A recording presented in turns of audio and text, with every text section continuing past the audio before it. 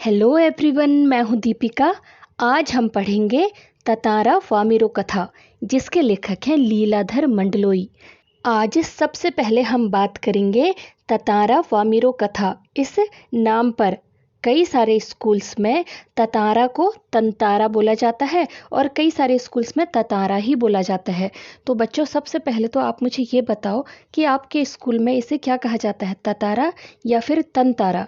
क्योंकि इसका जो शुद्ध उच्चारण है, यानी सही जो उच्चारण है, वो क्या है? ततारा ही है। ता के ऊपर चंद्र बिंदु और रा, रा ततारा है ना।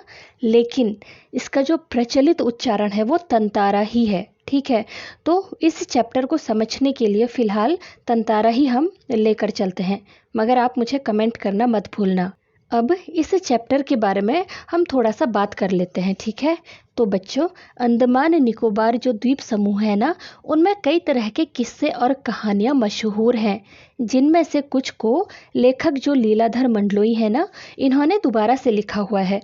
यानी वो सब वहाँ की लैंग्वेज में थे, इन्होंने उसको हिंदी में लिखा हुआ है। प्रस्तुत पाठ इन्हीं में से एक किस्से पर आधारित है।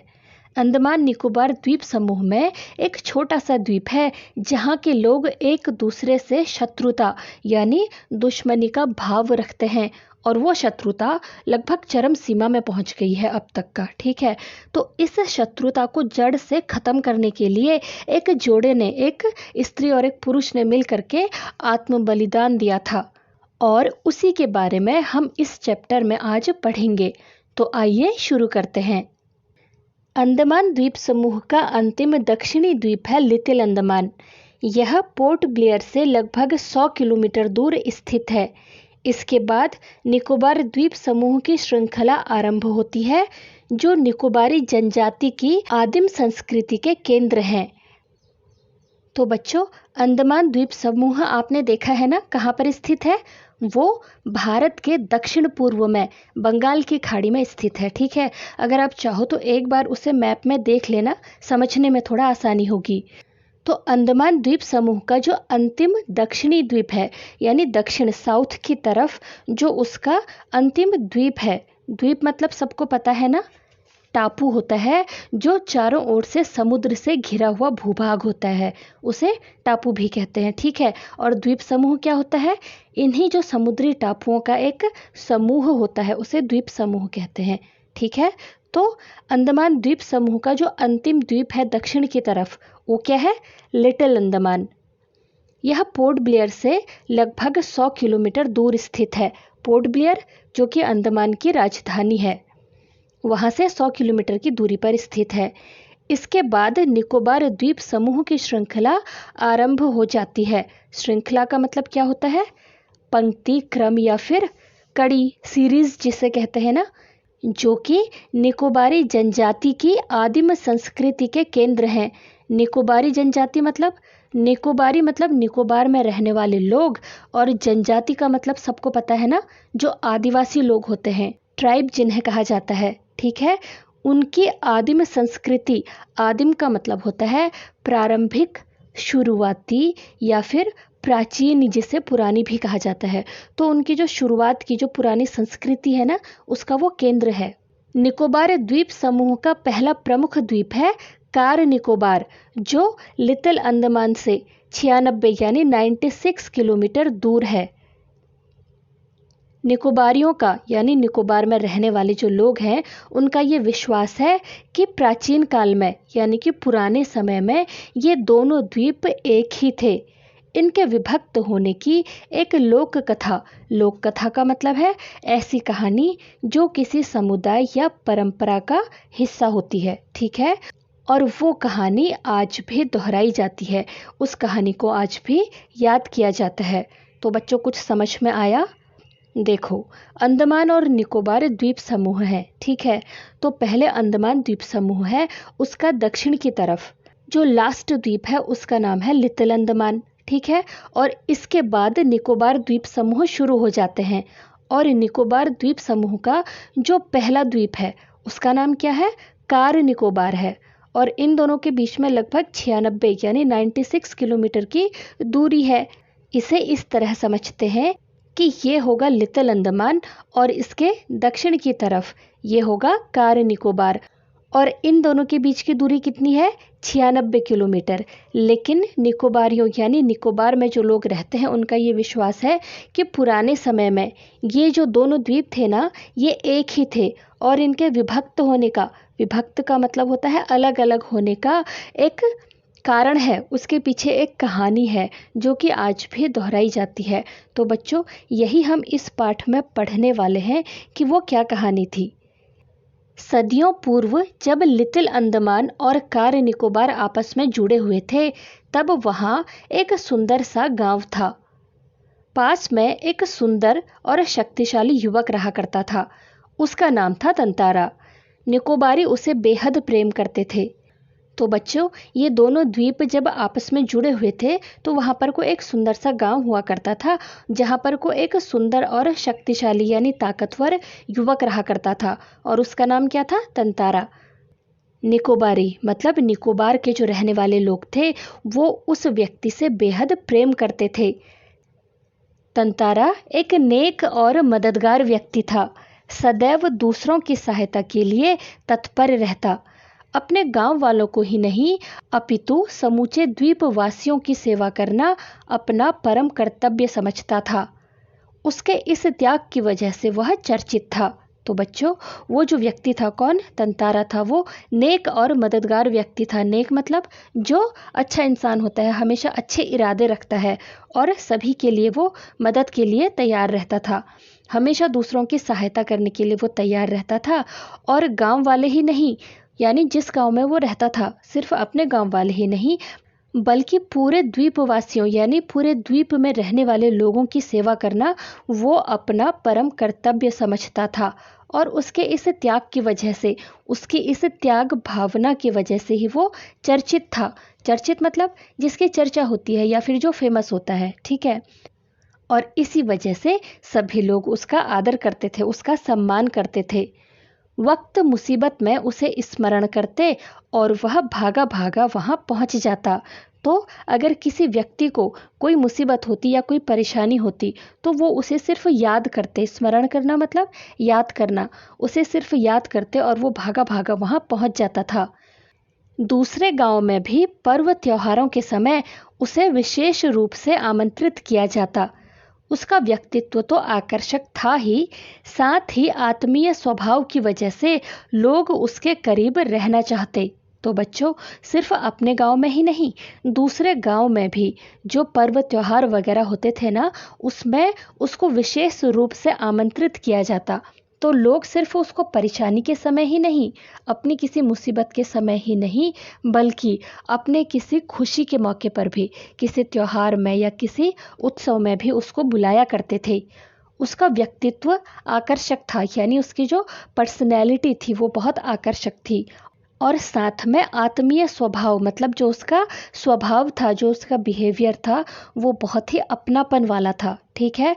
और इसी वजह से लोग उसके करीब रहना चाहते थे।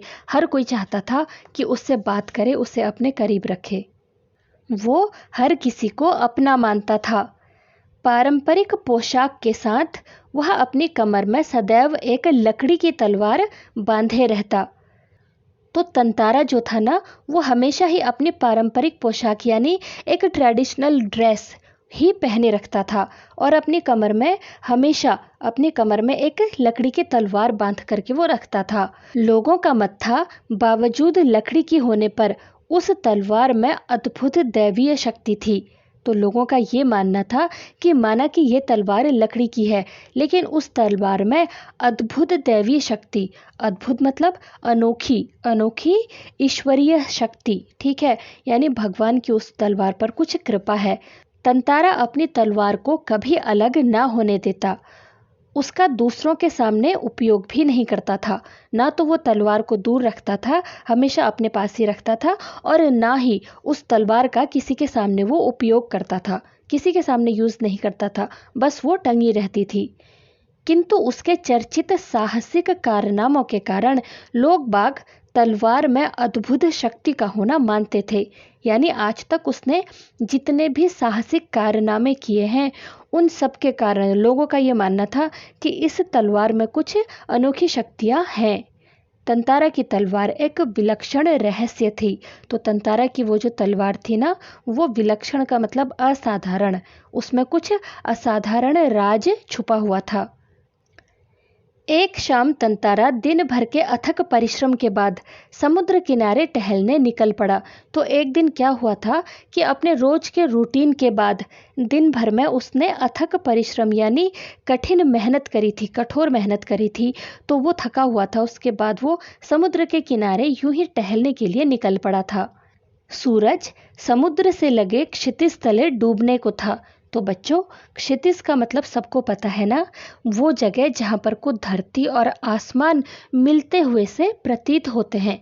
और यहाँ पर को सूरज जो है वो समुद्र में डूबता हुआ सा महसूस हो रहा था, क्योंकि समुद्र और आकाश जहाँ पर को मिलते हैं ना, उसे क्षितिज कहते हैं। तो वो कह रहे हैं कि जो सूरज है वो क्षितिज तले डूब रहा था। समुद्र से ठंडी बयारें आ रही थी। बयारें मतलब हल्की हल्की हवा आ रही थी। पक्षियों की सायंकालीन चहचहाहटें शनह शनह क्षीण होने को थी। शाम के टाइम पे जो पक्षियों की चहचहाहट यानी उनका चहकना जो था वो शनह शनह मतलब धीरे धीरे क्षीण होना मतलब कमजोर हो रही थी। इसका मतलब है कि शाम के साथ साथ जो पक्षियों की चहचहाहट थी वो भी धीरे धीरे कम होती जा रही थी।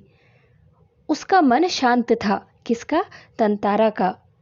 विचार मग्न तंतारा समुद्री बालू पर बैठकर सूरज की अंतिम रंग बिरंगी किरणों को समुद्र पर निहारने लगा। तो बच्चों, विचार मग्न का मतलब होता है अपने विचारों या फिर सोच में डूबा हुआ।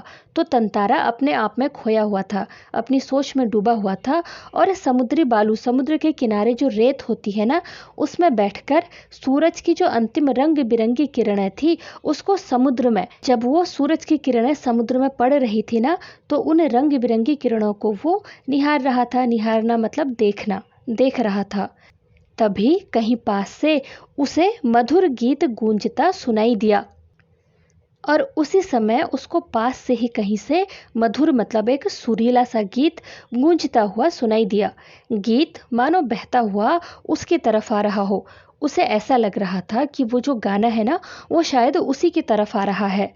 बीच बीच में लहरों का संगीत सुनाई देता और उस गाने के बीच में जो लहरों की आवाज़ आती, वो ऐसा लगता कि वो गाने को संगीत दे रहा हो, बैकग्राउंड म्यूजिक दे रहा हो, ऐसा उसे महसूस हो रहा था। गायन इतना प्रभावी था, गायन मतलब वो जो गाना था वो इतना प्रभावी, इतना इफ़ेक्टिव था कि वो जो तंतारा है ना, वह अपनी सुध बुध खोने लगा। सुध बुध मतलब क्या होता है? होशो हवास। लहरों के एक प्रबल वेग ने उसकी तंद्रा भंग की। तो बच्चों, प्रबल वेग का मतलब होता है तेज धक्का। तो एक लहर जो है वो उसकी तरफ आई और वो उसके ऊपर आई। उसकी तंद्रा, तंद्रा का मतलब है एकाग्रता, यानी वो बहुत ध्यान से उस गाने को सुन रहा था और एक तरीके से वो अपने होश खो बैठा था, मतलब सारा ध्यान उसका गाने की तरफ ही था। और इतने में एक लहर उसकी तरफ आई और उसकी जो एकाग्रता, उसका जो ध्यान था वो भंग किया। भंग करना मतलब तोड़ा, ठीक है। चैतन्य होने पर, चैतन्य का मतलब होता है होश में आना। तो होश में आने पर वह उधर बढ़ने को विवश हो उठा। विवश होना मतलब मजबूर हो उठा। कहाँ? जिधर से अब भी। तो बच्चों, जब उसको होश आया तो वो जहाँ से गाने की आवाज़ आ रही थी ना, वहाँ को बढ़ने के लिए वो विवश हो गया था, यानी मजबूर हो गया था। जिधर से अब भी गीत के स्वर बह रहे थे, जहाँ से अभी तक का गानों की आवाज़ आ रही थी, वह विकल सा उस तरफ बढ़ता गया। विकल सा मतलब बेचैन सा। वो मन ही मन में बहुत बेचैन होकर के उस ओर बढ़ता ही जा रहा था। अंततः उसकी नज़र एक युवती पर पड़ी जो ढलती हुई शाम के सौंदर्य में बेसुध एकटक समुद्र की देह पर डूबते आकर्षक रंगों को निहारते हुए गा रही थी। यह एक श्रृंगार गीत था। अंततः यानी कि आखिरकार उसकी नज़र एक युवती पर पड़ी, यानी एक लड़की पर पड़ी जो ढलती हुई शाम के सौंदर्य में, यानी जो ये खूबसूरत सी शाम थी उसमें बेसुध सी, यानी जो अपने आप में खोया होता है। बेसुध मतलब जिसे कोई खबर नहीं होती है।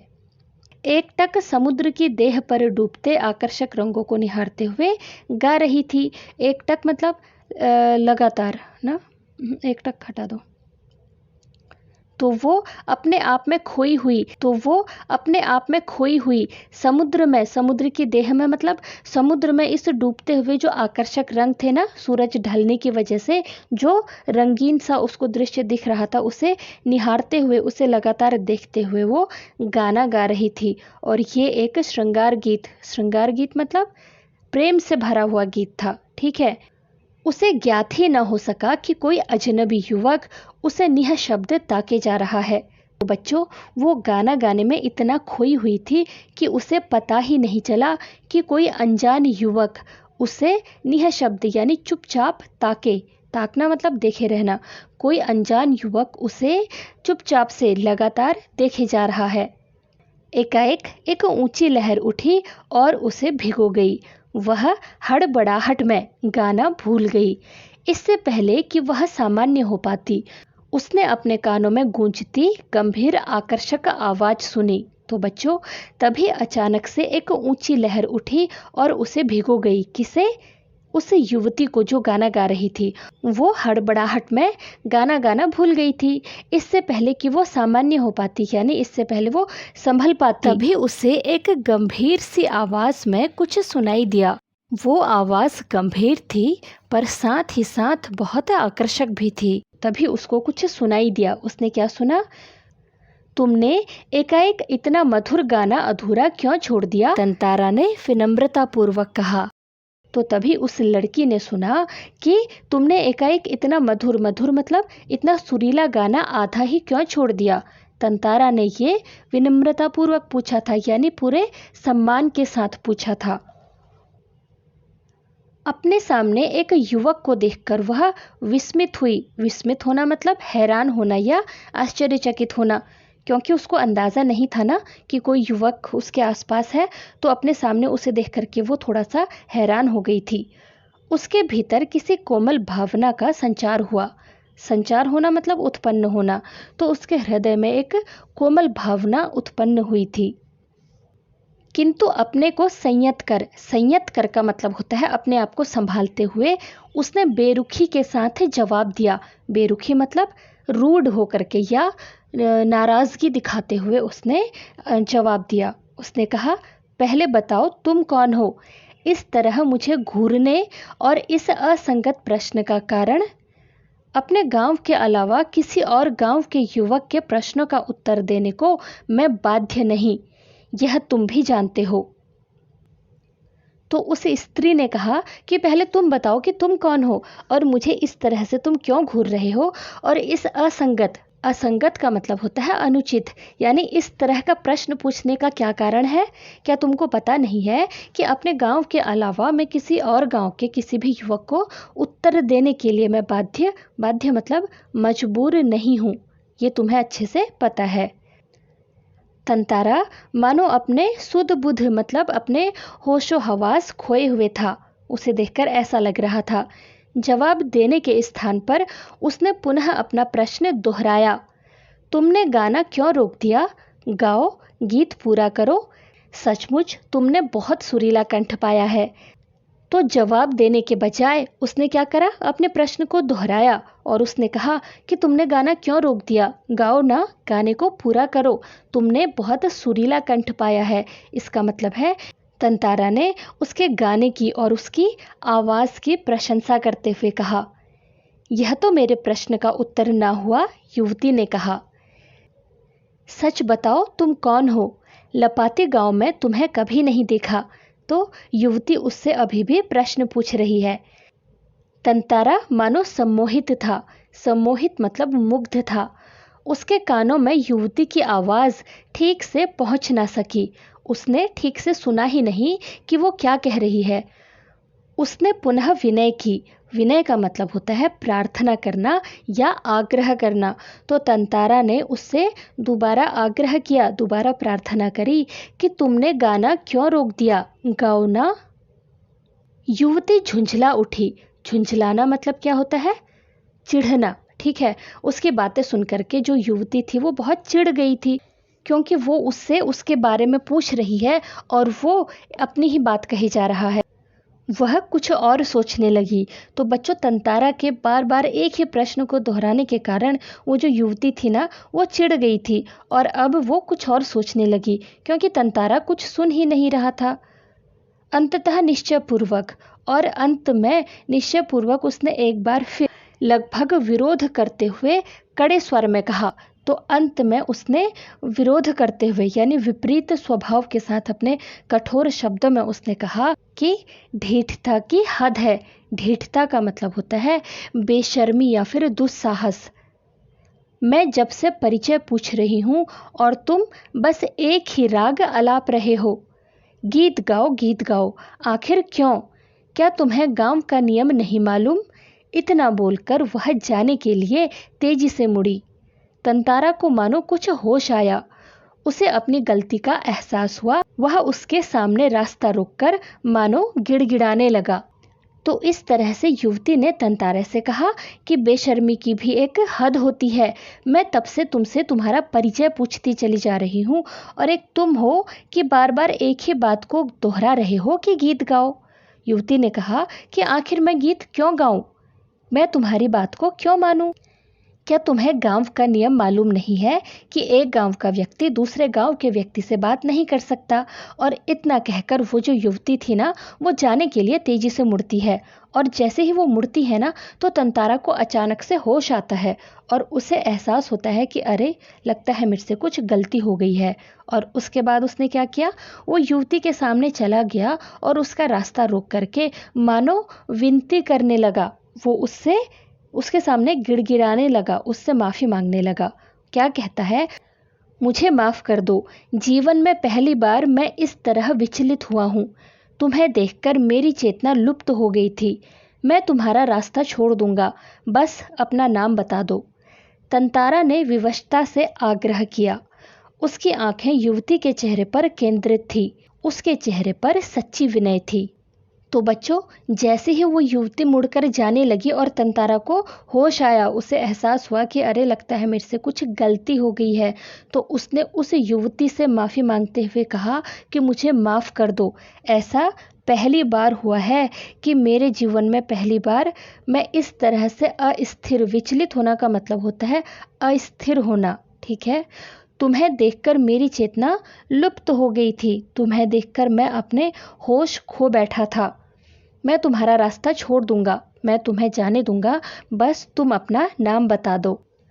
तंतारा विवशता से यानी लाचारी से, विवशता मतलब लाचारी से, आग्रह मतलब प्रार्थना करते हुए उससे कहता है कि मैं तुम्हारा रास्ता छोड़ दूंगा, बस तुम मुझे अपना नाम बता दो।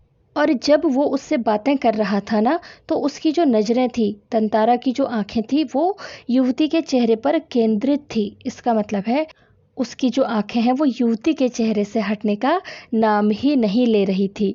उसके चेहरे पर सच्ची विनय थी और प्रार्थना करते हुए तंतारा के चेहरे पर सच्चाई दिखाई दे रही थी। वाह मी रो, एक रस घोलती आवाज़ उसके कानों में पहुंची। तो इस तरह से एक रस घोलती हुई यानी बहुत ही मधुर आवाज़ तंतारा के कानों में पहुंची और वो क्या थी? वाह मी रो। वामिरो, वामिरो, वाह, कितना सुंदर नाम है। कल भी आओगी ना यहाँ? तंतारा ने याचना भरे स्वर में कहा।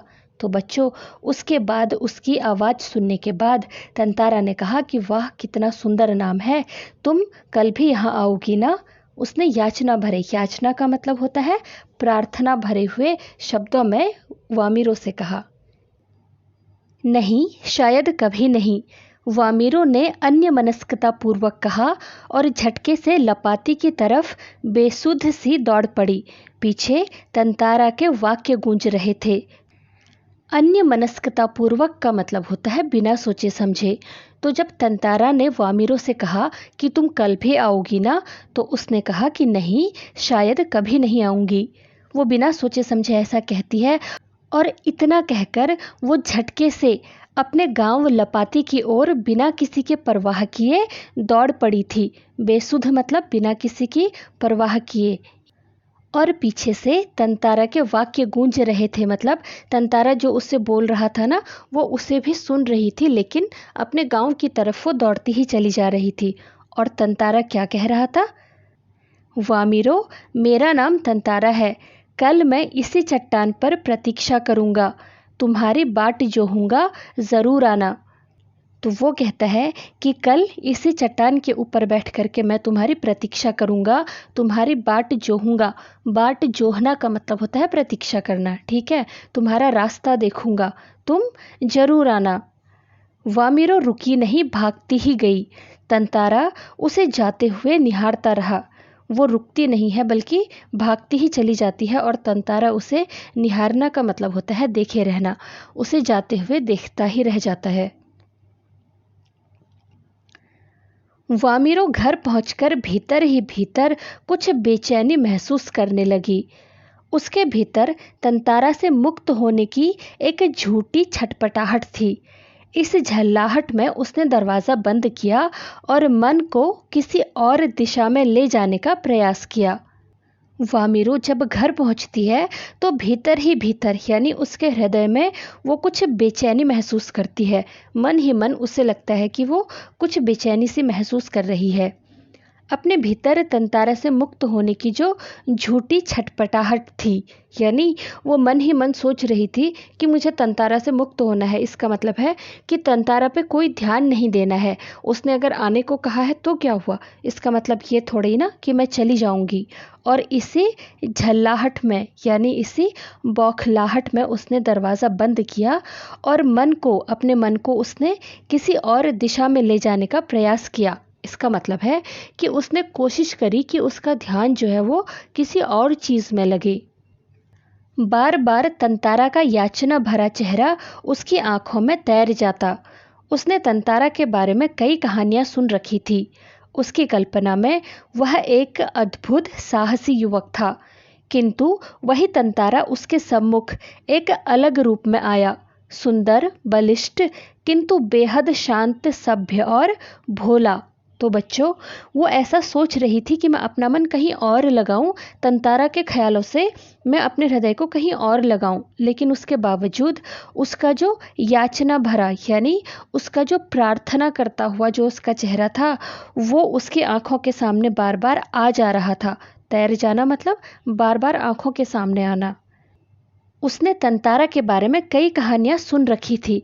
तंतारा सिर्फ अपने गांव में ही नहीं बल्कि आसपास के गांव में भी काफ़ी प्रसिद्ध था, काफ़ी फेमस था। उसकी कल्पना में उसने इमेजिन किया था कि वो एक अद्भुत और साहसी युवक है।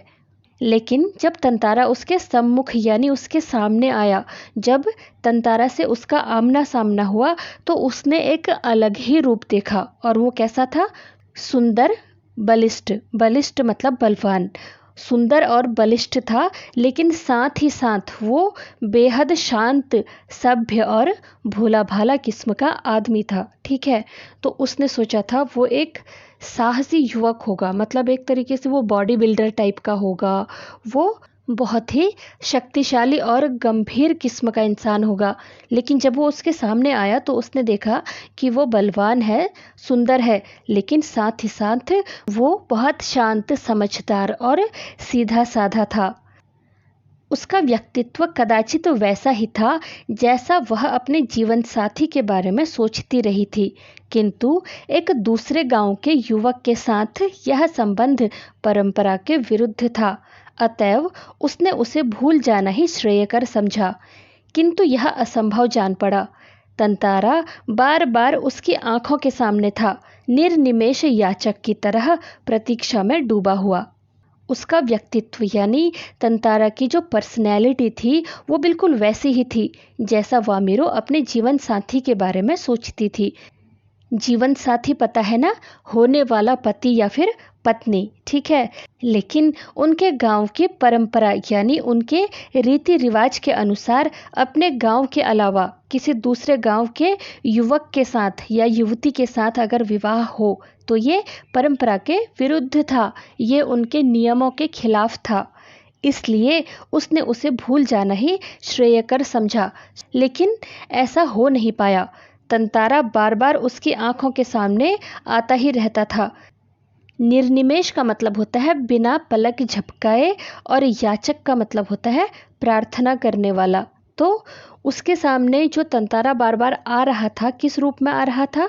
जो एक प्रार्थना करता हुआ इंसान है, वो भी एकटक देखता हुआ, ठीक है, बिना पलक झपकाए वो वामिरों से प्रार्थना कर रहा था कि तुम कल जरूर आना, मैं तुम्हारी प्रतीक्षा करूंगा। और वही रूप, वही जो चेहरा है वो वामिरों की आंखों के सामने बार बार आ रहा था, ठीक है। किसी तरह रात बीती, दोनों के हृदय व्यथित थे। किसी तरह आंच रहित एक ठंडा और उबाऊ दिन गुजरने लगा। शाम की प्रतीक्षा थी। तंतारा के लिए मानो पूरे जीवन की अकेली प्रतीक्षा थी। उसके गंभीर और शांत जीवन में ऐसा पहली बार हुआ था। किसी तरह दोनों की रात बीती और दोनों के जो हृदय थे वो व्यथित थे। व्यथित का मतलब होता है दुखी या फिर अप्रसन्न थे, क्योंकि दोनों के हृदय में बेचैनी थी ना, इसीलिए वो अप्रसन्न थे, मतलब कुछ दुखी से थे, कुछ उदास से थे।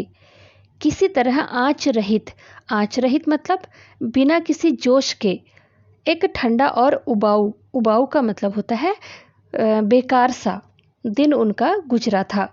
शाम की प्रतीक्षा थी, दोनों ही शाम का इंतजार कर रहे थे। तंतारा के सामने तो मानो पूरे जीवन की यह अकेली प्रतीक्षा थी, क्योंकि उसके साथ ऐसा कुछ पहली बार घटित हुआ था। तो आज से पहले उसको पता ही नहीं था कि प्रतीक्षा करना क्या होता है एक तरीके से, तो इसलिए आज उसको ये प्रतीक्षा करना बहुत भारी हो रहा था। उसके गंभीर और शांत जीवन में ऐसा पहली बार हुआ था। वह अचंभित था, उसे आश्चर्य हो रहा था, लेकिन साथ में वो रोमांचित भी था, यानी वो उत्सुक भी था, एक्साइटेड भी था। दिन ढलने के काफी पहले वह लपाती की उस समुद्री चट्टान पर पहुंच गया। शाम होने से, दिन ढलना मतलब शाम होना, तो शाम ढलने से काफी पहले ही वो उसी जगह पर समुद्र के किनारे उस चट्टान पर पहुंच गया था। वामिरों की प्रतीक्षा में एक एक पल पहाड़ की तरह भारी था, तो एक एक पल गुजारना उसे बहुत मुश्किल लग रहा था। उसके भीतर एक आशंका भी दौड़ रही थी। अगर वामिरो ना आई तो बच्चों उसके मन में, मन ही मन उसे ये आशंका, ये संदेह भी हो रहा था कि अगर वामिरो नहीं आई तो। वह कुछ निर्णय नहीं कर पा रहा था, सिर्फ प्रतीक्षारत था। तो वो इस बारे में कोई निर्णय नहीं ले पा रहा था, वो कुछ सोच नहीं पा रहा था, वो कुछ ठीक से डिसाइड नहीं कर पा रहा था। उसके पास कोई ऑप्शन नहीं था, वो सिर्फ उसका इंतज़ार ही कर रहा था बैठकर। बस आस की एक किरण थी जो समुद्र की देह पर डूबती किरणों की तरह कभी भी डूब सकती थी। तो बच्चों, आस का मतलब होता है उम्मीद। तो उसके मन में सिर्फ एक उम्मीद की किरण थी जो कभी भी समुद्र की देह में जो सूरज की किरणें डूब रही है ना, उसी की तरह वो भी डूब सकती थी। इसका मतलब है कि उसे सिर्फ उम्मीद की एक किरण नजर आ रही थी, और वो भी समय बीतने के साथ साथ समुद्र में जैसे किरणें डूब रही थी उसी तरह कभी भी डूब सकती थी, क्योंकि संभव था कि वामिरो शायद ना आए। वह बार बार लपाती के रास्ते पर नजरें दौड़ाता। सहसा नारियल के झुरमुटों में उसे एक आकृति कुछ साफ हुई, कुछ और। उसकी खुशी का ठिकाना न रहा। सचमुच वह वामिरो थी। वह बार बार लपाती के रास्ते पर नजरें दौड़ाता, तो जो रास्ता लपाती गांव की तरफ जाता था वो बार बार उसी तरफ अपनी नज़रों को गड़ा देता, यानी उस तरफ देखता रहता। सहसा अचानक से नारियल के झुरमुटों में, नारियल के जो झाड़ थे उनके पीछे से उसे एक आकृति कुछ साफ हुई, उसे कुछ आकृति सी दिखाई दी, उसे दिखा कि उसके पीछे कुछ है, कुछ और कुछ और। तो जैसे जैसे वो आकृति नज़दीक आती जा रही थी वैसे वैसे साफ दिखाई देने लगी और उसे देखकर तंतारा बहुत खुश हुआ, क्योंकि वो सचमुच में वामिरो ही थी।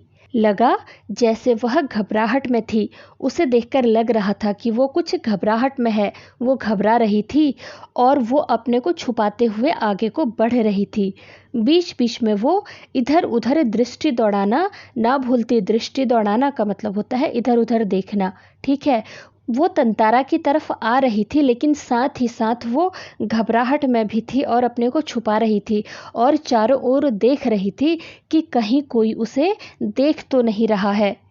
फिर तेज कदमों से चलती हुई तंतारा के सामने आकर ठिठक गई और फिर वो फटाफट से आई और तंतारा के आगे आकर के वो खड़ी हो गई। ठिठक गई मतलब रुक गई। तंतारा के सामने आई और वहां पर आकर वो रुक गई। दोनों शब्दहीन थे। शब्दहीन का मतलब होता है जो कुछ बोल ना सके। दोनों ही कुछ नहीं बोल रहे थे, बस चुपचाप से खड़े थे। कुछ था जो दोनों के भीतर बह रहा था, तो दोनों ने ही ये महसूस किया कि उनके हृदय में, उनके मन में कुछ बेचैनी सी है और किसी तरह की कोई भावना है जिसका संचार हो रहा है, कोई भावना हमारे अंदर उत्पन्न हो रही है। एकटक निहारते हुए वे जाने कब तक खड़े रहे। बहुत लंबे समय तक वो एक दूसरे को देखते हुए, निहारना मतलब देखना, एक दूसरे को एकटक देखते हुए काफी देर तक खड़े रहे। सूरज समुद्र की लहरों में कहीं खो गया था। अंधेरा बढ़ रहा था। अचानक वामिरो कुछ सचेत हुई और घर की तरफ दौड़ पड़ी। तंतारा अब भी वहीं खड़ा था, निश्चल, शब्दहीन। तो बच्चों, सूरज समुद्र में कहीं खो गया था, इसका मतलब है कि शाम बढ़ती चली जा रही थी, शाम हो चुकी थी।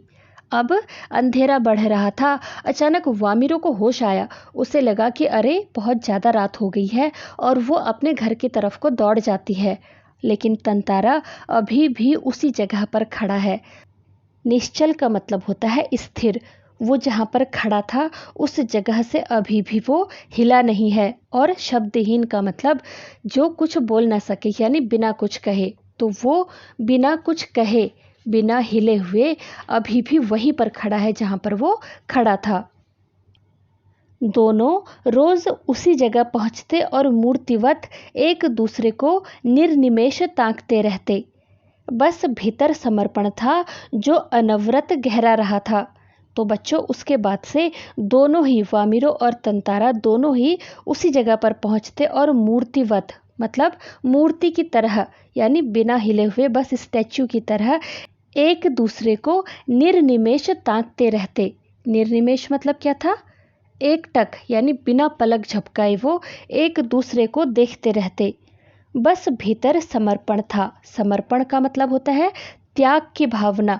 उन दोनों के मन में त्याग की भावना थी जो अनवरत गहरा रहा था। और अनवरत का मतलब होता है जिसे रोका ना जा सके, यानी जो लगातार गहरा होता जा रहा था और भी जो उनके मन में जो उनका बॉन्ड बन रहा था वो और भी स्ट्रांग होता जा रहा था। लपाती के कुछ युवकों ने इस मूक प्रेम को भांप लिया और खबर हवा की तरह बह उठी। लेकिन लपाती गांव के कुछ लोगों ने इस प्रेम को भांप लिया था, यानी उन्हें इस प्रेम की जानकारी मिल गई थी, उन्हें भनक लग चुकी थी और अब जो ये खबर थी वो हवा की तरह चारों ओर फैल चुकी थी। वामिरो लपाती ग्राम की थी। जो वामिरो थी वो लपाती गांव की थी और तंतारा पासा गांव का था। दोनों का संबंध संभव न था। तो बच्चों, क्योंकि वो दोनों अलग अलग गांव के थे और उनके गांव की रीति रिवाज के अनुसार दो अलग अलग गांव के लोगों के बीच में संबंध या विवाह नहीं हो सकता, तो इसलिए उन दोनों के बीच में विवाह हो पाना, ये जो संबंध था, ये जो रिलेशन था, वो संभव नहीं था। रीति अनुसार दोनों को एक ही गांव का होना आवश्यक था। वामिरो और तंतारा को समझाने बुझाने के कई प्रयास हुए, किंतु दोनों अडिग रहे। वे नियमतः लपाती के उसी समुद्री किनारे पर मिलते रहे। अफवाहें फैलती रहीं। तो बच्चों, जैसा कि हमने अभी बात करी थी कि उनके गांव की परंपरा के हिसाब से उनको एक ही गांव का होना जरूरी था। उसके बाद वामिरो और तंतारा को समझाने बुझाने के कई प्रयास हुए। प्रयास का मतलब कोशिश। तो गांव के लोगों ने उन दोनों को ही समझाने बुझाने का बहुत प्रयास किया, बहुत कोशिश करी, लेकिन दोनों ही अडिग रहे। अडिग रहना का मतलब होता है डटे रहना, यानी वो अपनी जिद में अड़े रहे। वे नियमतः, इसलिए उनका जो रूटीन था वो अपने रूटीन के हिसाब से लपाती के उसी समुद्र के किनारे मिलते रहे और अफवाहें जो हैं वो फैलती रहीं।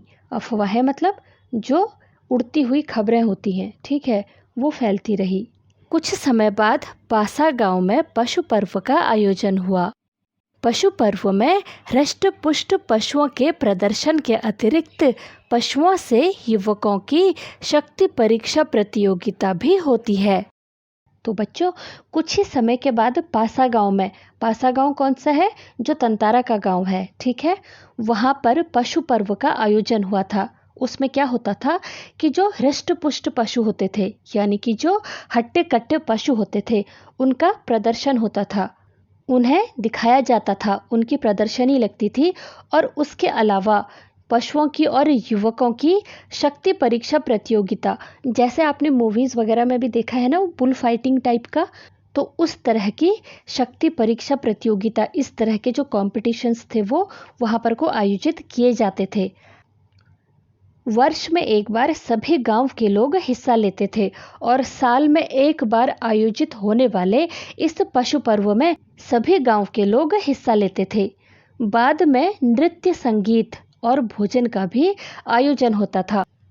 तो प्रतियोगिता के बाद नाच गाना वगैरह जो कल्चरल प्रोग्राम होते थे वो भी होते होंगे और फिर भोजन वगैरह का इंतज़ाम होता होगा। शाम से सभी लोग पासा में एकत्रित होने लगे। धीरे धीरे विभिन्न कार्यक्रम शुरू हुए। लोग इकट्ठा होते गए और कार्यक्रम, अलग अलग जो कार्यक्रम थे वो शुरू होते गए। तंतारा का मन इन कार्यक्रमों में तनिक न था, यानी बिल्कुल भी नहीं था। उसकी व्याकुल आंखें वामिरों को ढूंढने में व्यस्त थी। तो बच्चों, व्याकुल का मतलब होता है परेशान। उसकी जो परेशान सी आंखें थी वो वामिरों को ढूंढ रही थी। नारियल के झुंड के एक पेड़ के पीछे से उसे कोई झांकता दिखा। उसने थोड़ा और करीब जाकर पहचानने की चेष्टा की। वह वामिरो थी जो भयवश सामने आने में झिझक रही थी। उसकी आंखें तरल थी, होंठ कांप रहे थे। तंतारा को देखते ही वह फूट कर रोने लगी। तंतारा विहल हुआ। तो बच्चों, नारियल के झुंड के पीछे से, जहाँ पर नारियल के पेड़ थे ना, उसके पीछे उसने देखा था कि जैसे कोई उसको झांक रहा हो। उसने थोड़ा और नज़दीक जाकर उसे पहचानने की चेष्टा, मतलब कोशिश करी, और वो वामिरो ही थी जो भयवश, यानी जो डर से सामने आने से झिझक रही थी। उसकी आंखें तरल थी, यानी उसकी आंखों में आंसू भरे हुए थे, होंठ कांप रहे थे। तंतारा को देखते ही वो जोर जोर से रोने लगी और तंतारा जो है वो विहल हुआ, यानी वो बहुत भावुक हो गया था। इस तरह से वामिरो को रोता हुआ देखकर वो भावुक हो गया था। उससे कुछ बोलते ही नहीं बन रहा था, वो कुछ बोल नहीं पा रहा था। रोने की आवाज़ लगातार ऊंची होती जा रही थी, तो वो आवाज़ लगातार बढ़ती ही चली जा रही थी। वो बहुत जोर जोर से रो रही थी। तंतारा किम कर्तव्य विमूढ़ था।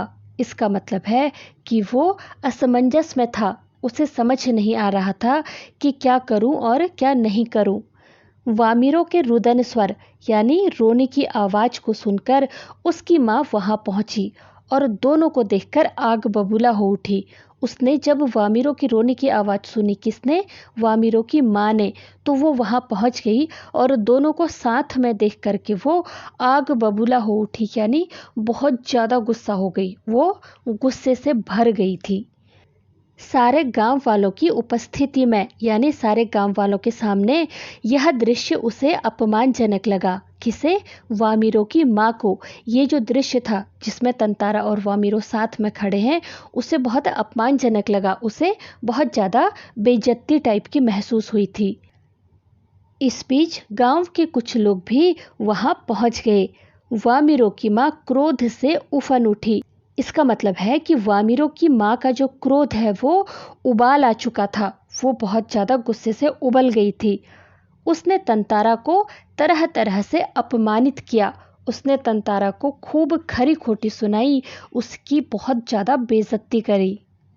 गांव के लोग भी तंतारा के विरोध में आवाजें उठाने लगे और गांव के लोग जो अभी तक उसको सिर आंखों पर बिठा कर रखते थे, अब वो भी उसके विरोध में आवाजें उठाने लगे, उसे अपमानित करने लगे, उसके विरोध में बातें करने लगे। यह तंतारा के लिए असहनीय था। तंतारा को ये सहन कर पाना मुश्किल हो रहा था। वामिरो अब भी रोई जा रही थी। तंतारा भी गुस्से से भर उठा। तो बच्चों, वामिरो अभी भी रो रही थी और ये सब देख करके तंतारा भी अब गुस्से से भर उठा था। उसे भी बहुत ज़्यादा गुस्सा आ रहा था।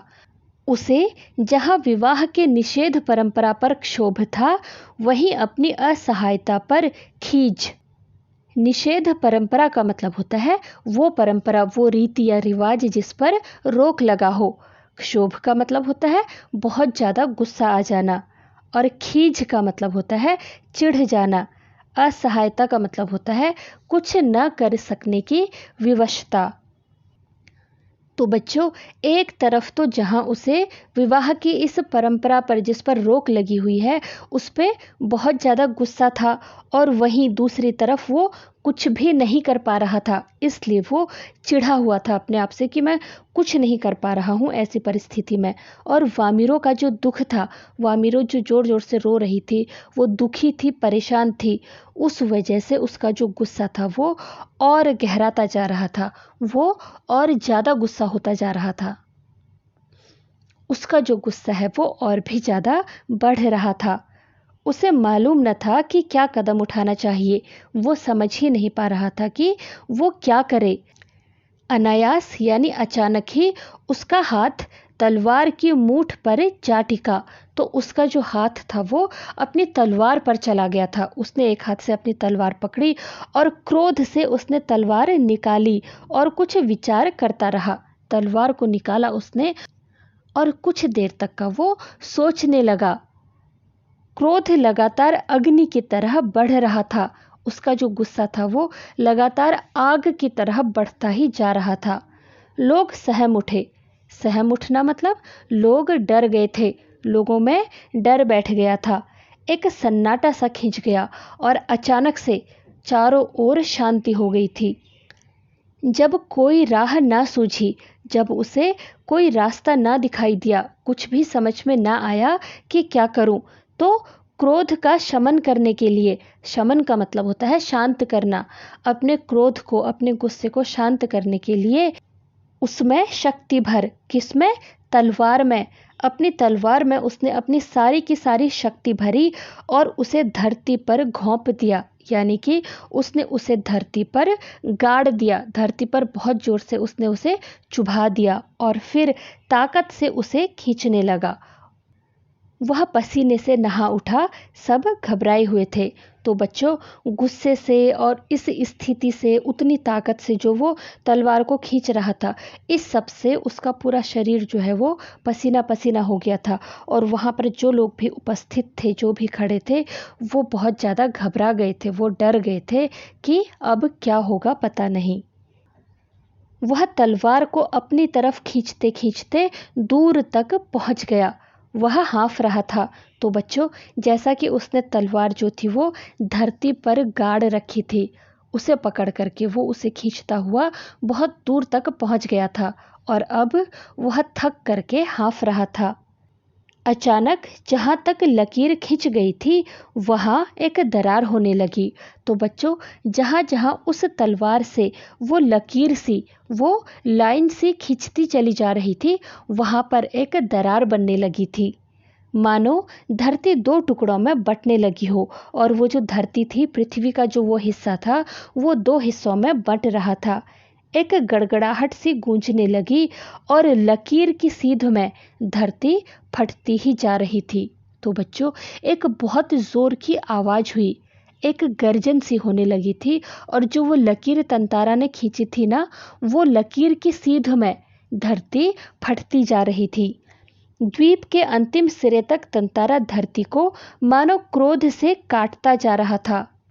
ऐसा लग रहा था कि तंतारा जो है वो उस द्वीप को अपने गुस्से से, अपने क्रोध से काटता ही चला जा रहा था। सभी भयाकुल हो उठे। भयाकुल मतलब भय के कारण डरना। तो सभी लोग भय से डरने लगे थे। सभी लोग डरकर कांपने लगे थे। लोगों ने ऐसे दृश्य की कल्पना न की थी। वे सिहर उठे। किसी ने भी ये नहीं सोचा था कि इस तरह कुछ होगा। वे सभी लोग सहम गए थे। सिहर उठना का मतलब होता है डर से कांप जाना या सहम जाना। उधर वामिरो फटती हुई धरती के किनारे चीखती हुई दौड़ रही थी, तंतारा तंतारा तंतारा। उसके करुण चीख मानो गड़गड़ाहट में डूब गई। और वामिरो जो थी वो फटती हुई इस धरती के किनारे किनारे चीखती हुई दौड़ रही थी। और वो क्या चीख रही थी?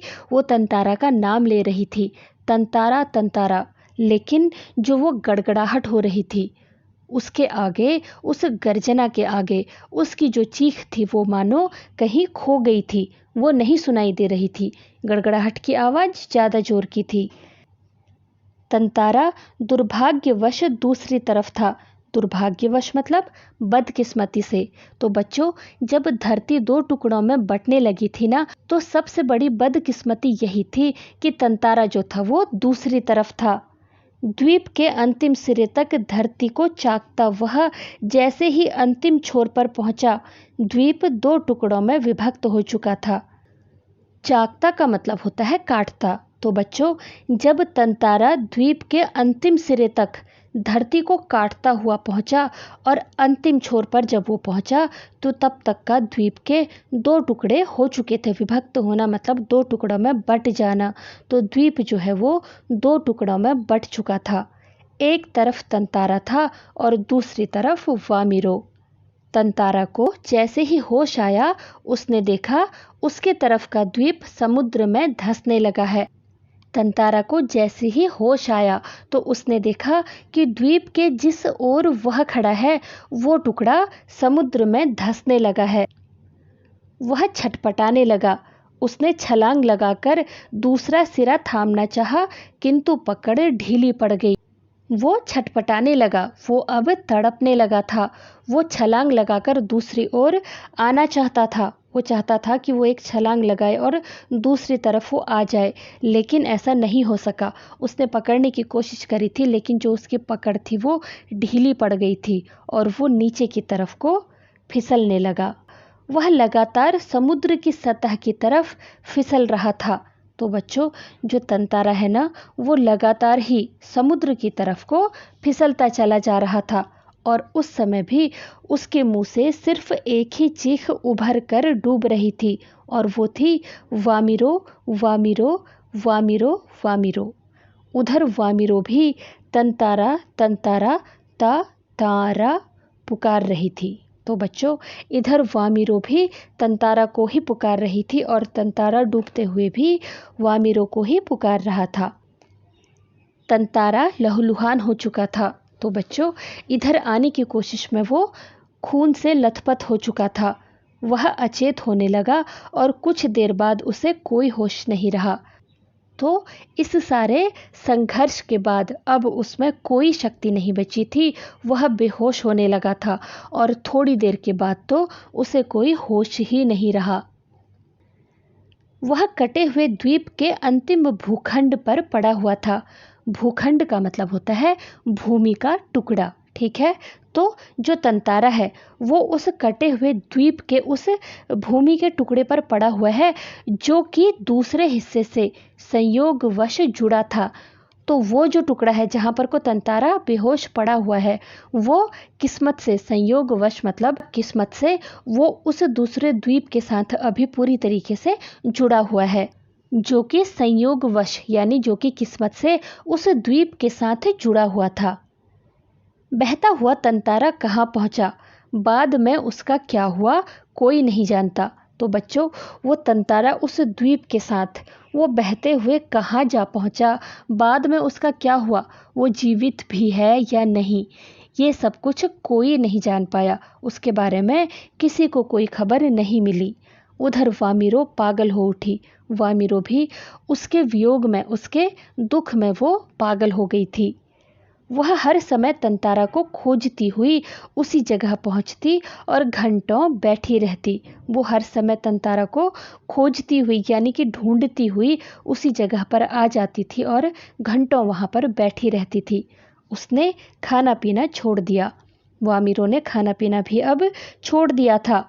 परिवार से वह एक तरह विलग हो गई। विलग होना का मतलब है अलग होना या फिर बिछड़ जाना। तो वो अपने परिवार से एक तरीके से अब अलग हो चुकी थी। लोगों ने उसे ढूंढने की बहुत कोशिश की, किंतु कोई सुराग न मिल सका। तो बच्चों, गांव के जो लोग थे उन्होंने वामिरो को ढूंढने की बहुत कोशिश करी थी, लेकिन उसका कोई सुराग नहीं मिला, उसका कुछ पता नहीं लग सका। आज न तंतारा है न वामिरो, किंतु उनकी यह प्रेम कथा घर घर में सुनाई जाती है। भले ही आज तंतारा और वामिरो में से कोई नहीं है, लेकिन उनकी जो ये प्रेम कथा है, ये प्रेम कहानी है, वो घर घर में सुनाई जाती है। इसका मतलब है कि वो अभी भी प्रचलित है, वो कहानी अभी भी लोगों के बीच में जिंदा है। निकोबार वासियों का मत है कि तंतारा की तलवार से कार निकोबार के जो टुकड़े हुए, उसमें दूसरा लिटिल अंडमान है, जो कार निकोबार से आज 96 किलोमीटर दूर स्थित है। निकोबारी इस घटना के बाद दूसरे गांवों में भी आपसी वैवाहिक संबंध करने लगे। तंतारा वामिरो की त्यागमयी मृत्यु शायद इसी सुखद परिवर्तन के लिए थी। तो बच्चों, आज ना तो तंतारा है और ना ही वामिरो है, लेकिन उनकी ये कहानी पूरे गांव में, घर घर में प्रचलित है। और निकोबार वासियों का ये मानना है कि तंतारा की तलवार से जो कार निकोबार के 2 टुकड़े हुए थे ना, उसमें से जो दूसरा वाला हिस्सा था वही लिटिल अंडमान है, जो कार निकोबार से 96 यानी 96 किलोमीटर दूर स्थित है। और निकोबारी इस घटना के बाद से, जो ये घटना हुई थी ना, ये दुखद घटना जो हुई थी, इसके बाद से निकोबार के जो रहने वाले लोग थे उन्होंने अपने रीति रिवाजों में परिवर्तन किया, अपनी जो परंपरा थी उसे बदला। दूसरे गांव के लोगों से भी अब वो विवाह करने लगे थे। और तंतारा वामिरो की ये जो त्यागमय मृत्यु थी, ये जो बलिदान था, वो शायद इसी सुखद परिवर्तन के लिए था। वैवाहिक संबंधों में जो ये परिवर्तन हुआ था, वो शायद तंतारा और वामिरो के बलिदान ने ही संभव किया था। तो बच्चों, इस तरह से ये जो चैप्टर है वो यहीं पर ख़त्म होता है। मुझे उम्मीद है कि ये चैप्टर आपको समझ में आ गया होगा, लेकिन अगर कहीं पर भी कोई डाउट है तो मुझे कमेंट करना मत भूलना, और अगर आप चाहो तो मुझे DM भी कर सकते हो। तो मिलते हैं अगली वीडियो में। Till then, keep learning and take care.